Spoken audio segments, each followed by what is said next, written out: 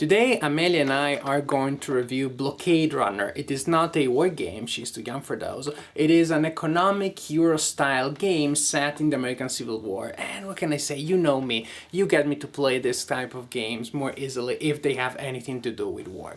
The players here will take the role of runners trying to make deals with the South, sneaking past the Union blockade, and of course trying not to have their ships sunk in the meanwhile.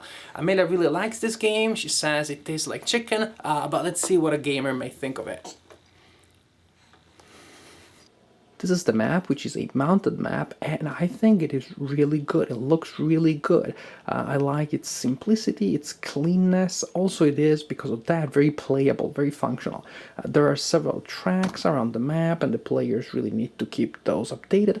But I like the fact that they are in different areas of the map, on different sides, so different players can be in charge of just, keeping an eye on one or two of those. It's a good division of labor. The game lasts 5 turns, and each turn represents a year from 1861 to 1865. At the beginning of each turn, the AI of the board, representing the Union, will make things to make the blockade stronger and therefore to make life for the players harder.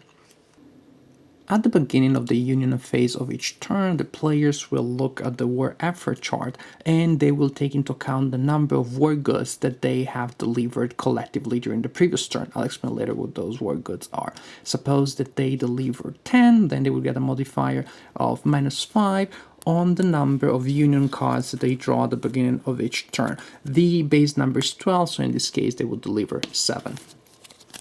These cards represent ports of the South that the Union is either surrounding with the blockade or simply attacking. The first cards that you get represent the ones that are being surrounded, and then a certain number of ports. The last cards, again, that number changes depending on the number of war goods that have been delivered. Well, the last card or cards will represent ports that actually are being assaulted by the Union. For each card drawn during the Union phase, the players will have to add 1 point of Union blockade to the corresponding city. Suppose that the city of New Orleans was indicated by a card, then you place a 1 Union marker there. If there already is a blockade marker, then and the city is selected by a card, then you simply increase that by 1.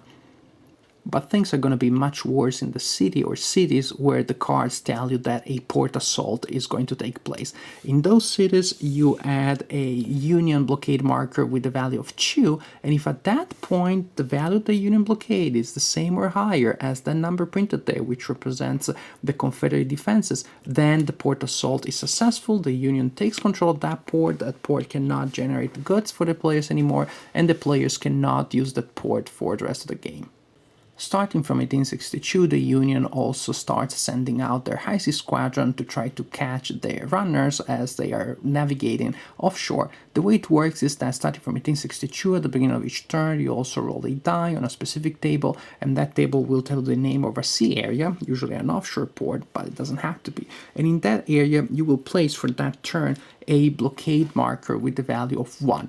It is not very high, but since it attacks the players in areas where there are no Confederate defenses, it can still be pretty dangerous. And that marker may move somewhere else next turn if a different number is rolled on that table during the Union phase, or it might just sit there for the rest of the game if the same number keeps hitting. You really have no way of telling in advance. But what are those Union markers doing on the board? Well, it's pretty simple. They're trying to sink your ships. Each time that a ship moves in or out of an area that has a Union marker on it, that ship has to roll to see if it can evade the blockade. The same happens if a ship is caught in a port assault at the beginning of the turn. The way you do that, the first step is you have to find the evasion number for each ship involved in the evasion. The number is the sum of the speed of the ship, which is represented by that number there. Then you add to that the value of the Confederate defenses for that area. If a ship is empty, then you add a bonus of +1, and there might be cards that also make ships faster. After that, you find that total, and then you subtract the strength of the blockade for that area. For example, this ship in this case would have an evasion number of 2, +2 is 4, -1 is 3. These are the one wherever it's 3, +2 is 5, +1 because it's empty, so it would be 6, -1, it's 5. After you find that number, then you roll two 8-sided dice, and if both numbers showed by the dice are higher than the evasion number for that ship, then the ship is caught by the Union and it just disappears in the sea with everything that it is transporting. Yes, it is that simple and that brutal. So for example, this ship here, we saw it had a value of 3. Well, what do you know here? Both values are higher than the escape number, the evasion number, and then this ship, boom, destroyed in the process. This other one had 5, and well, this one is lucky, has a 3, so it manages to evade and can now move out of the dangerous area. But that is not enough. Starting from 1862, the Union also starts taking control of inland cities. The number of cities that are captured, again, depends on the number of war goods that have been delivered during the previous turn. After you determine that number, you roll on a specific table that just tells you the name of the city or cities that are captured. Suppose that Humboldt is captured, for example, then you just remove all the goods that are there, you place a Union marker there, and now the players cannot use railroad movement to move goods through that city anymore. Then the players finally get to execute their actions. Each player has 4 actions each turn, and the player who delivered the highest number of war goods during the previous turn actually has 5 actions, which is really good because there are many things that you want to do, and 4 or even 5 actions are not that many. Each action can be performed in any order, and players can repeat the same action as many times as they want. One of the possible actions is to load goods. So you declare the loading action, and then you will be allowed to load goods on any and all of your ships. The goods can be loaded from adjacent areas, or actually they can be moved from inland cities to ports, but that will cost you an extra action. So it's 1 action if you load, or 2 actions if you're railroading and loading, and also you have to pay. You have to pay a basic value for each good that you're loading, and also you have to pay extra $1,000 extra for each station that the inland goods are moved through. Another action that you can take is simply and reasonably enough moving, so you can move any and all of your ships up to the number of spaces indicated by the speed value. In this case, both ships would move by 2. And then what the players are trying to do really is to deliver those goods. So when you finally bring war goods and black market goods to the south, or cotton and tobacco to the offshore ports, then you can take the unloading action. And when you're unloading, then you're finally making money, and the price for the goods that you're unloading will change during the game by following a simple but effective mechanism that simulates the law of demand and offer. The more players are selling a certain good, the lower the price becomes, and the contrary is true. Another action that can be taken is to start an auction for a new ship. So you go through this deck and you choose a ship that you like and you put it out for auction. You cannot buy directly from the deck. You always have to offer it to the other players. Other players may bid on it, there might be again an auction, and you may end up buying it, or another player may end up being the highest bidder. In that case, however, you do not waste your turn entirely, because then you just go through the deck again and you put another one out. And again, there will be an auction, maybe another player will buy it, and you just keep doing that. You go on until finally you will manage to buy a ship. So if you start a bid, an auction, you never waste your action entirely. However, of course, it is ideal, it's more ideal if you can buy a ship during another player's turn, because in that case, you do not consume one of your actions to start an auction. Last action that you can take is actually a double action, which is card plus defenses. You will have a hand of cards in your hand, and these cards will grant you special benefits. They're all very good. They can make your ships faster, or certain areas that are of interest to you stronger. So you take this action, you play the card, you resolve the effect, then you immediately draw another card because you always have the same amount of cards in your hand. Then as the second part of that action, you can build new defenses. So actually you can spend money from a common fund or from your own fund to place a higher value Confederate defense marker on a port. And of course now that port is stronger against the attacks from the Union. The game continues in this way for 5 turns until the end of 1865, and at that point, the richest player is the winner.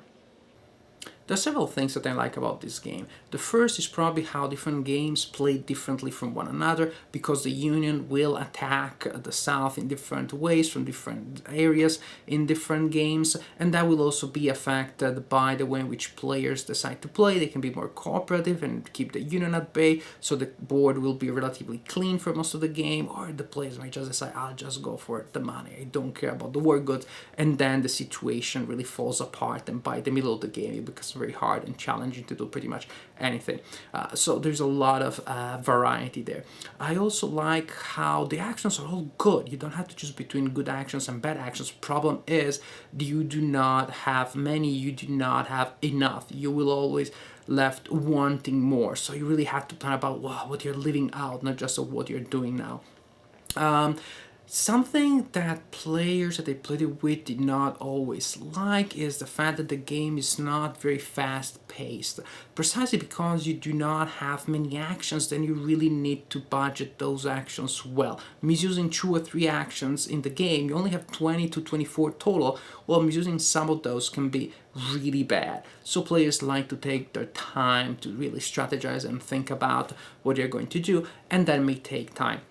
I played the game once with 6 people, which is the maximum number allowed, and that really took forever. But still, even with 2 players, really players like to take their time, so the game is not going to be very fast moving. That at least is my experience. Another thing is luck. Many players like games where you roll dice often enough that even a couple of crazy rolls will be evened out in the long term, or games where you have no luck at all, or just a little bit about things that are minor, not major things. This is not the case. In this game, you do not roll dice often. You're trying not to. If you're rolling dice, it means you're evading the Union, and actually you're trying not to find yourself in that place in the first place.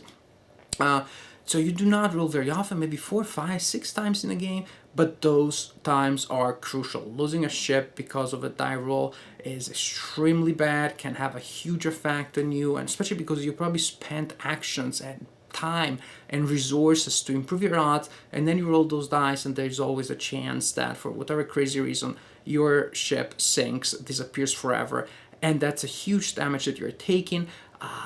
And again, it's not like other players will roll 20 times and maybe they will all lose a ship. There might be players that do not lose any, or they lose a lot. In any case, what happens, and I've seen that happen, is that it can be very irritating for players. Again, it's more like an emotional factor than anything else. It becomes harder for you to catch up, but it's still possible. But the first gut reaction is really, Argh! I've seen that happen. Whatever. Anyways, this being said, I believe that this is a smart design. It has very interesting and subtle things to balance itself. It gives a lot of interesting options about the way in which the game can go. I think it is a fun game. I like the theme. It's original, it's interesting, and it seems well represented in the game. So overall, this is a game that I enjoy playing.